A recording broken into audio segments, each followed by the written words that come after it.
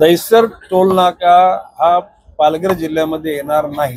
एक दुसरी गोष्ट अशी की दहिसर टोल नाका त्या परिसराच्या अलीकडे सुद्धा येणार नाही। पुढे कोणी काश्मीरच्या इकडे भागात आणायचा प्रयत्न केला तरी होणार, कारण तिथे जागाच नाहीये। त्या ठिकाणी दहिसर टोल नाक्याच्या बाजूला जकात नाका होता, माहिती तुम्हाला?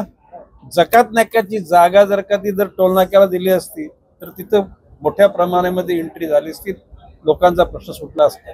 परंतु कुठेतरी सुपीक डोक्याच्या माणसानं ती जागा कुठेतरी बिल्डरच्या घशात घातली, हे दुर्दैव आहे। आपल्या सरकारमध्ये मंत्री त्या ठिकाणी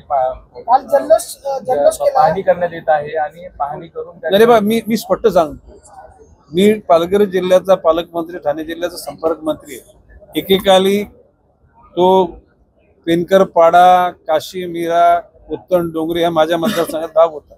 तिथलं भौगोलिक ज्ञान मला आहे आणि म्हणून त्या ठिकाणातून इकडे पाठीमागे टोल नाका आणणे हे भौगोलिक दृष्ट्या आणि लोकांच्या सोयी दृष्ट्या योग्य होणार नाही। मी प्रताप सरनाईकांची माझी मुलाखत झाली, मी त्यांना सांगितलं याविषयी आपण दोघे बोलू, आणि जर खरोखर त्यांना जर काय म्हणजे सरकारची इच्छा असेल, आणि त्या इकडेच्या बाजूला नॅशनल पार्क आहे, कुठल्या बाजूला इकडे मागानंतर नॅशनल पार्क आहे, म्हणजे घोडबंदर रोडच्या आसपास नॅशनल पार्कचा भाग आहे, तर तिथे रुंदीकरण रस्त्याकरता तिथे रोड करता जागा घेणं मुश्किल आहे, तर टोल नाक्याकरता जागा कुठून मिळणार? काल प्रताप सरनाईक यांनी जल्लोष केला त्या ठिकाणी आणि टोल नाका मागे घेतल्याचा त्यांनी दावा केलेला आहे, काय सांगा? कुठे आता मला नाही माहिती, ऐकून घ्या, कुठली म्हणजे निश्चितपणे नकाशा दाखवला तर मी समजू शकेल।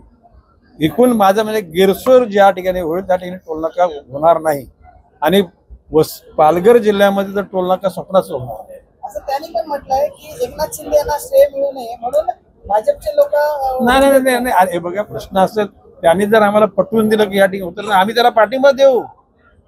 टोल नाका कुठे सरकवण्याला आमचा विरोध नाही, परंतु एक गैरसोय आणखी गैरसोय करण्याकरता टोल नाका सरकवणं हे उचित होणार नाही।